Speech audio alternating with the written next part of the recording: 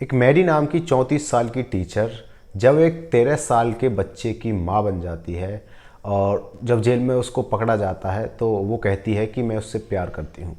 लेकिन कोर्ट इस बात को नहीं मानता है। अगर कोई भी लड़का या लड़की 18 साल से कम है तो उसका अगर उसके साथ कोई संबंध बना रहा है तो कोर्ट और सरकार उसको रेप ही समझती है। मैरी का जन्म 1956 में होता है और जब वो कॉलेज टाइम में होती है तो कॉलेज में एक अफेयर चलता है एक लड़के के साथ और आगे जाके उसी लड़के से मैरी शादी कर लेती है और उसके पेरेंट्स ने उसकी शादी उस लड़के से ज़बरदस्ती करवाई थी।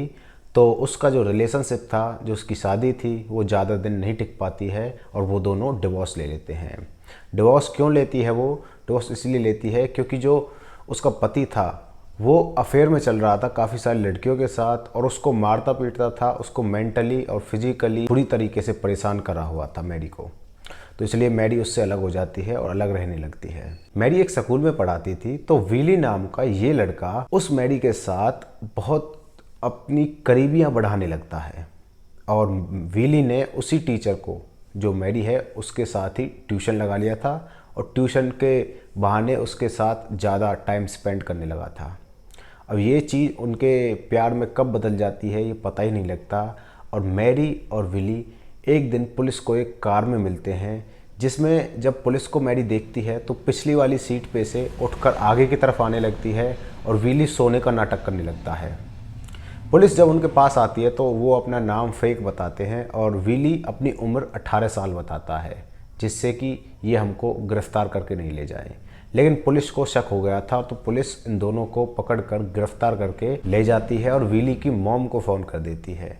विली की मॉम को फ़ोन करा जाता है तो विली की मॉम कहती है कि तुम इसको इसकी टीचर के साथ ही छोड़ दो, क्योंकि विली की मॉम को ये नहीं पता था कि उन्होंने अपनी एज गलत बताई है और वो दरअसल कार में कर क्या रहे थे। तो विली की मॉम ने उसकी टीचर के साथ रहने के लिए उसको बोल दिया था। तो कुछ दिन बीतते हैं तो मैरी और विली एक बार फिर से यही वाला काम कर रहे होते हैं। तभी उसके पड़ोसियों ने, जो विली के पड़ोसी थे, उसने पुलिस में कंप्लेंट कर दी और पुलिस वाले मैरी को पकड़ कर ले जाते हैं। मैरी पर केस लगाया जाता है और कोर्ट में उसको पेश किया जाता है। मैरी एक बहुत ही बड़ा लेटर कहती है और कोर्ट कहता है कि तुम इस लड़के के साथ ऐसा काम कर रही थी तो ये रेप की प्रायोरिटी में आता है और हम इसको रेप मानेंगे, तो इसलिए तुमको सज़ा मिलनी चाहिए। लेकिन मैरी एक छोटा सा बयान देती है और उस बयान के चलते उसको 6 साल से, कोर्ट ने उसको 6 साल की सज़ा सुनाई थी, लेकिन 6 साल से घटकर वो 6 महीने की हो जाती है और 6 महीने बाद वो निकल सकती है। आप जो बयान मैरी ने दिया था आप उसको सुन भी सकते हो। I did something that I had no right to do, morally or legally. I give you my word that it will not happen again. Please help me. Help us all.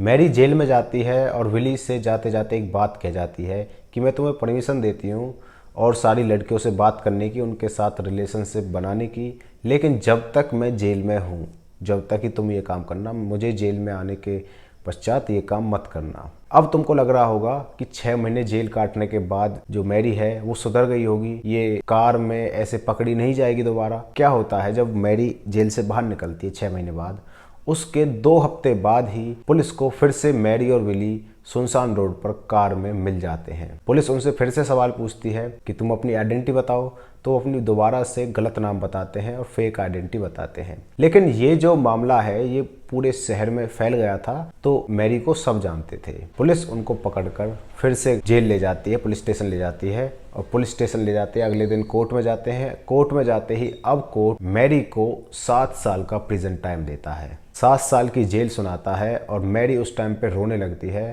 तो Mary अब कर ही क्या सकती थी। और आपको एक और बात बता दूं, मैरी उस 13 साल के बच्चे की माँ भी बन गई थी।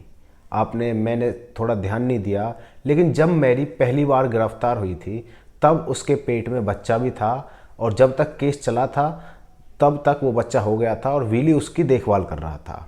और अब जब ये दूसरी बार मिले हैं तब भी मैरी के पेट में विली का बच्चा था। तो 7 साल की सज़ा जब काटती है, वो जब बाहर आती है तो विली जो था वो 21 ईयर्स का हो गया था और अब कोर्ट से उसने परमिशन भी मांग ली थी कि मैं इससे मिल सकता हूं और इसके साथ शादी भी कर सकता हूं। ऐसा ही होता है, जब वो 21 साल का था तो उसने शादी कर ली और उनकी शादी ज़्यादा दिन तक नहीं चली थी। उनकी शादी तकरीबन 2019 तक चली थी और 19 के बाद उसका डिवोर्स हो गया था किसी मिसअंडरस्टैंडिंग के कारण। लेकिन मैरी के साथ एक और बहुत बुरी घटना घटती है। मैरी को 2020 में कैंसर हो जाता है और सरप्राइज वाली बात यह है कि मैरी के साथ जब उसके साथ कैंसर हुआ था तब तक विली उसके साथ ही था, उसकी ही देखभाल करता था। और जुलाई 2020 को मैरी इस दुनिया से अलविदा हो जाती है और कहानी यहीं पर ख़त्म हो जाती है। दोस्तों, आपकी क्या राय है इस बात पे मुझे कमेंट सेक्शन में बता देना। मिलते हैं किसी नेक्स्ट वीडियो में, तब तक के लिए बाय बाय।